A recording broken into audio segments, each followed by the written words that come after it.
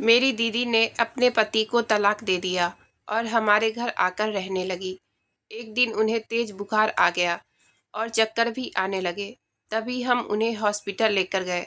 वहां जाकर हमें पता चला कि मेरी दीदी प्रेग्नेंट है। लेकिन वो तो पिछले 1 साल से हमारे साथ ही रह रही थी, तो प्रेग्नेंट कैसे हो गई? मैं ये रात जानने के लिए एक दिन दीदी के कमरे में छिपकर बैठ गया। फिर जो मैंने देखा, उसे देखकर तो मेरे पैरों तले से जमीन खिसक गई। मैंने देखा कि मेरा नाम ऋषभ है। मैं घर में सबका लाडला बेटा था। इसी वजह से मेरी और मेरी बहन के झगड़े में हर बार दीदी को ही डांट पड़ती थी। दीदी 12वीं कर रही थी और मैं 10वीं कक्षा में था। अक्सर दीदी मुझे पढ़ने के लिए बैठाती तो मैं कोई न कोई बहाना बनाकर वहाँ से जाने की कोशिश करता। इसी वजह से हमारा झगड़ा हो जाता और सभी दीदी को ही डांटते थे। उस समय उन्हें जो डांट सुनाने में मज़ा आता था, वही आज मेरे सबसे अफसोस बनकर खड़ा था, क्योंकि मम्मी पापा ने उनका रिश्ता पक्का कर दिया और 2 महीने बाद ही दीदी इस घर से चली जाने वाली है। मुझे बुरा लग रहा था कि मैं हमेशा से ही उनसे झगड़ा करता था, लेकिन अब तो उनके बिना पूरा घर सूना हो जाएगा। खैर, उस समय मैं बच्चा था और मुझे इतनी समझ भी नहीं थी कि क्या सही है और क्या गलत है। दिन कब निकल गए कुछ पता ही नहीं चला। कल मेरी दीदी की शादी है। पूरे घर में तैयारियां जोरों शोरों से चल रही है। सभी अपने अपने काम में व्यस्त थे। आखिर शादी का दिन आ ही गया। बारात भी आ चुकी थी। सब लोग दूल्हे की बड़ाई कर रहे थे कि कितना सुंदर दूल्हा है। दीदी एक सुंदर लड़की थी और उन्हें सुंदर ही जीवन साथी मिला है। लेकिन मेरे मन में एक बात और भी थी, जो सभी भाइयों के मन में होती है, कि सुंदरता उतना मायने नहीं रखती है जितना अच्छा व्यवहार मायने रखता है।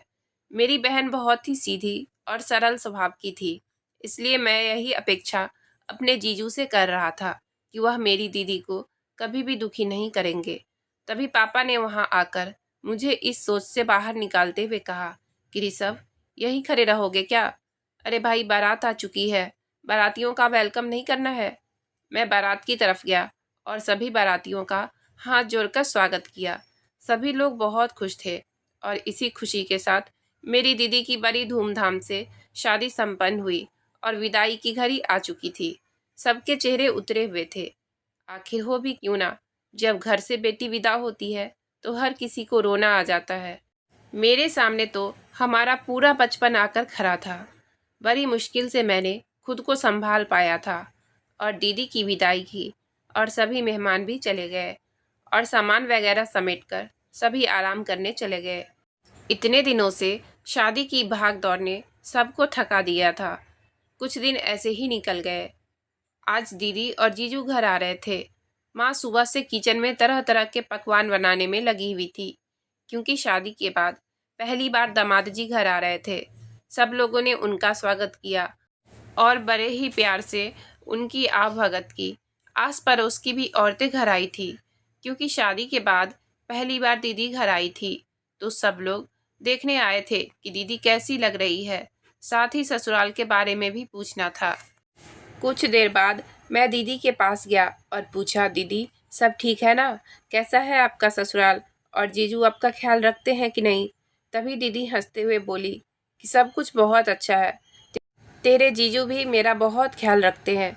मुझे किसी भी तरह की कोई कमी नहीं है। सब लोगों ने मुझे अपनी बेटी की तरह ही रख रखा है। दीदी की बात सुनकर मुझे बहुत संतुष्टि और खुशी हुई कि दीदी अपने ससुराल में खुश है। आखिर मैं यही चाहता था, क्योंकि मेरे मन में अभी भी अफसोस चल रहा था कि मैंने अपना पूरा बचपन और जवानी दीदी के साथ झगड़ा करने में गुजार दिया। लेकिन जब उनके साथ बातें करने का और साथ घूमने का टाइम आया तो पापा ने उनकी शादी कर दी। लेकिन दीदी को किसी तरह की कोई दिक्कत नहीं है। यह सोचते हुए मुझे बहुत खुशी महसूस हुई कि जैसा मैंने सोचा था वैसा ही उन्हें घर मिल चुका था। कुछ देर बाद बात करने के बाद खाना वगैरह खाकर दीदी और जीजू उसी दिन चले गए, क्योंकि जीजू को अगले दिन से ऑफिस भी ज्वाइन करना था। इसलिए वो लोग उसी दिन ही वापस चले गए। कुछ दिन ऐसे ही हंसी खुशी निकल गए। मेरी पढ़ाई पूरी हो जाने के बाद मैं जॉब के लिए बहुत सारे कंपनी में इंटरव्यू देने लगा और एक दिन मुझे एक कंपनी से ज्वाइनिंग लेटर मिल भी गई। वहाँ पर मुझे बहुत ही अच्छी पोस्ट पर जॉब मिल चुकी थी। अच्छी कंपनी होने के साथ साथ नौकरी भी अच्छी थी। मैं दिन रात मेहनत करने लगा और कंपनी में अच्छे से पैसे कमाने लगा। मुझे कमाते देख मम्मी पापा बहुत खुश थे। जब दीदी को भी यह बात पता चली तो उन्होंने मुझे कॉल की और वह बधाई देते हुए कहने लगी कि मेरा भाई बड़ा हो गया है और कमाने लग गया है। खैर, बहुत अच्छा हुआ कमाने लग गया है। पापा की भी कुछ जिम्मेदारियां कम हो जाएगी और अब तेरे लिए भी लड़की देखना शुरू कर देंगे ताकि तेरा भी घर बस जाए। बहुत दिन तुमने ऐश मौज कर ली। ऐसे ही हम दोनों भाई बहन काफ़ी देर तक एक दूसरे के साथ हंसी मजाक करते रहे। फिर दीदी ने फ़ोन रख दिया और मैं भी सोने चला गया। एक दिन दीदी का कॉल आया। उन्होंने मुझसे बात नहीं करते हुए मम्मी और पापा से बात करने के लिए बोला। मैंने फ़ोन पापा को पकड़ा दिया।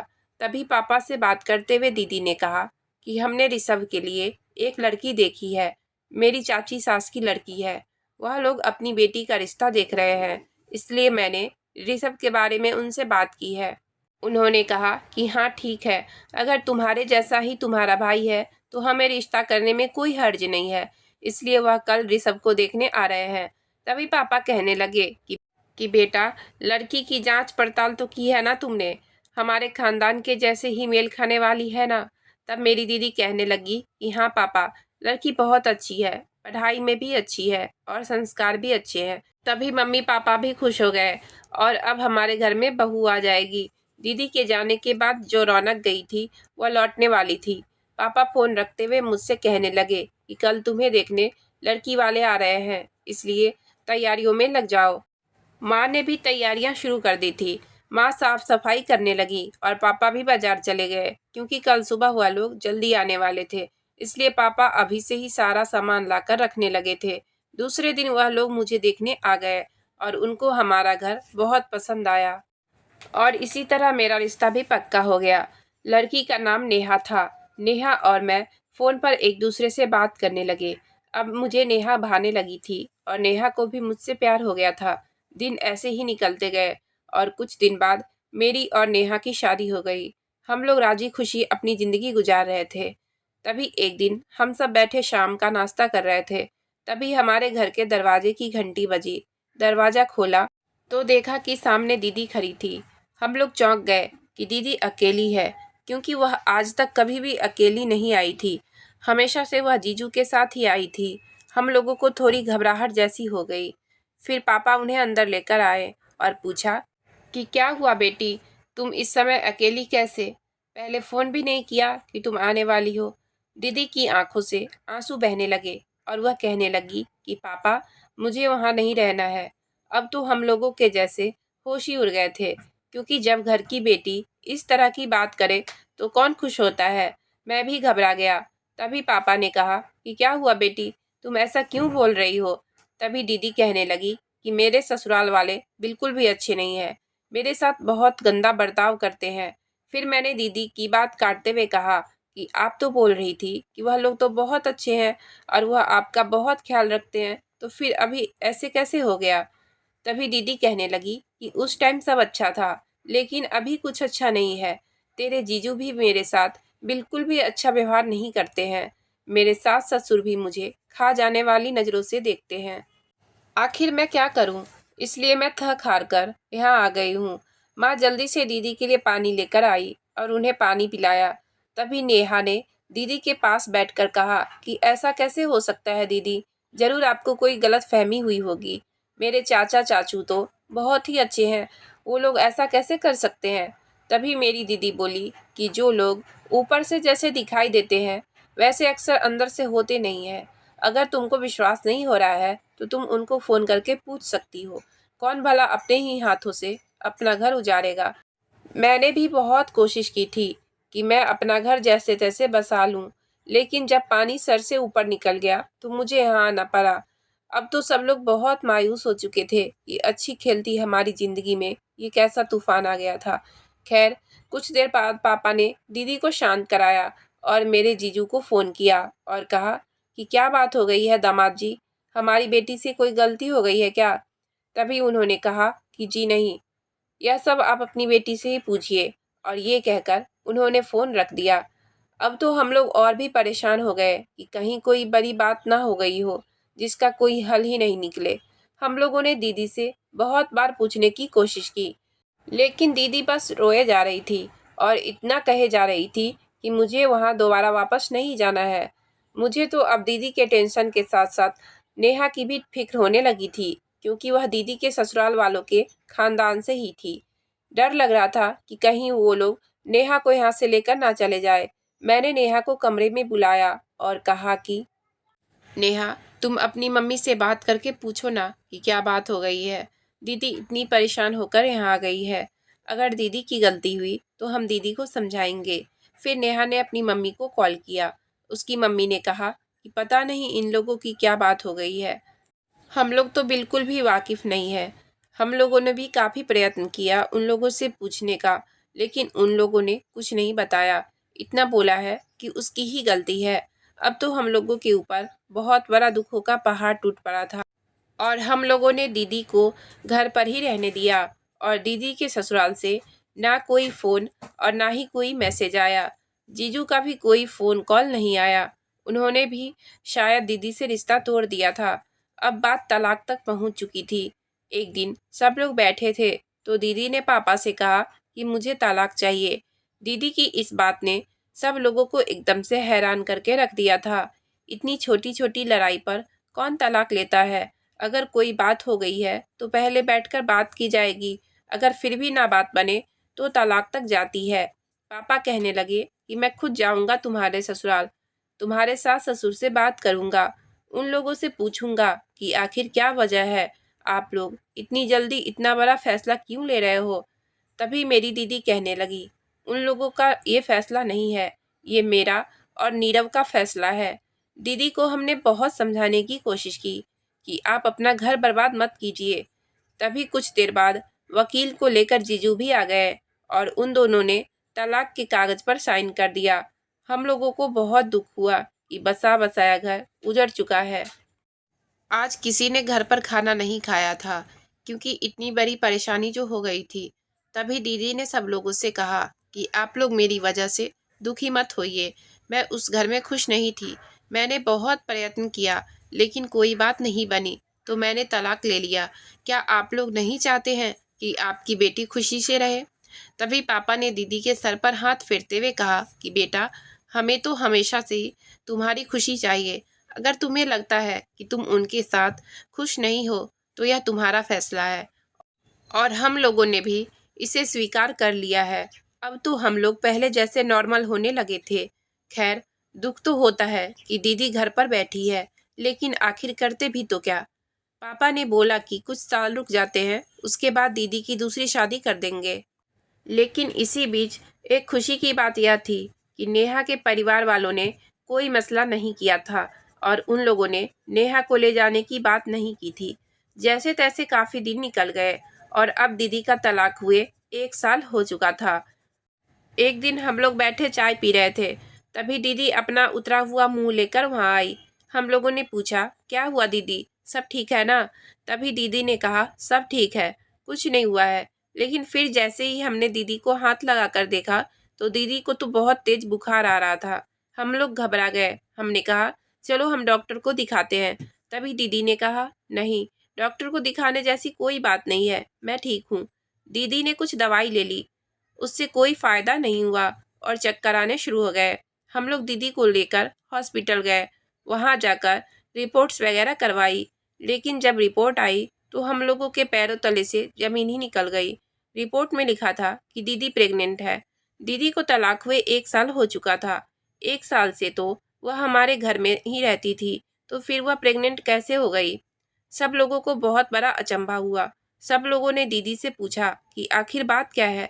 तो दीदी हर बार बिना कुछ बताए अपने कमरे में चली जाती थी। हमने बहुत बार पूछा, लेकिन दीदी ने हर बार यही प्रतिक्रिया दी थी।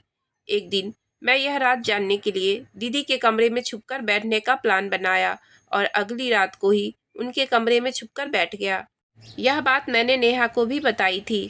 कुछ देर बाद जब दीदी कमरे में आ गई तो मैंने देखा कि दीदी ने अपने कमरे की खिड़की खोली और उसमें से जीजू को अंदर ले आई। मैं जीजू को देखकर चौंक गया। उन लोगों का तो तलाक हो चुका था, तो फिर ये कैसे? तभी जीजू ने दीदी को गले से लगा लिया।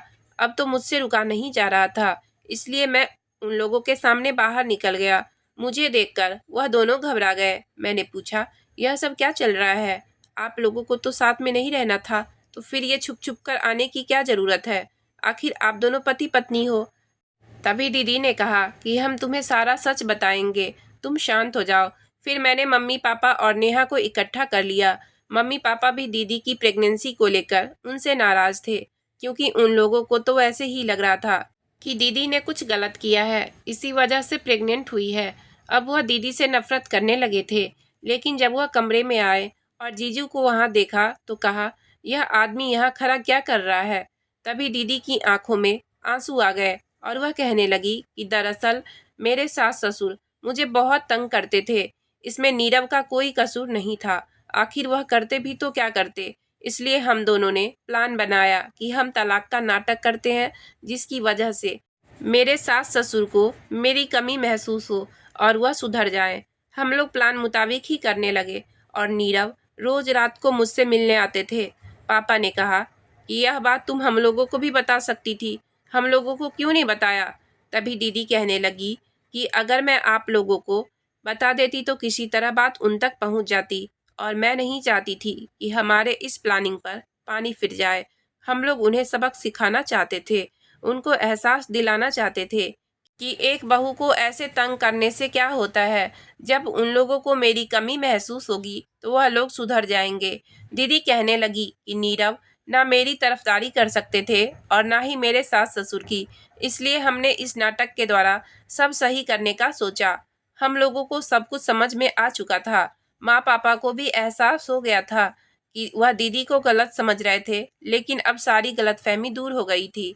हम सब लोगों को यह जानकर बहुत खुशी हुई कि दीदी का घर टूटा नहीं था, बल्कि वह दोनों तो अपने घर को जोड़ने की कोशिश कर रहे थे। और उन दोनों को एक साथ देखकर, उनका प्यार देखकर हम लोगों को बहुत खुशी हुई। यह सब देखकर मैंने और नेहा ने भी एक दूसरे से वादा किया कि कभी भी दिक्कत आए तो हम एक दूसरे का साथ देंगे और ऐसे ही प्यार करते रहेंगे। दीदी के इस नाटक से हम लोगों को बहुत बड़ी सीख मिल गई थी कि रिश्ता खत्म करने की बजाय सुधारने का प्रयास किया जाए तो हल निकल जाता है। शांति से किया गया फैसला हमेशा गुस्से पर भारी पड़ता है और टूटते रिश्ते को भी बचाता है। अब मेरी दीदी अपने ससुराल में बहुत खुश है। उनके सास ससुर भी अब दीदी के साथ अच्छा व्यवहार करते हैं और उनकी शादी के 25 साल होने वाले हैं। अगर आपको कहानी अच्छी लगी हो तो प्लीज़ वीडियो को लाइक और चैनल को सब्सक्राइब करें। आपका बहुत बहुत धन्यवाद।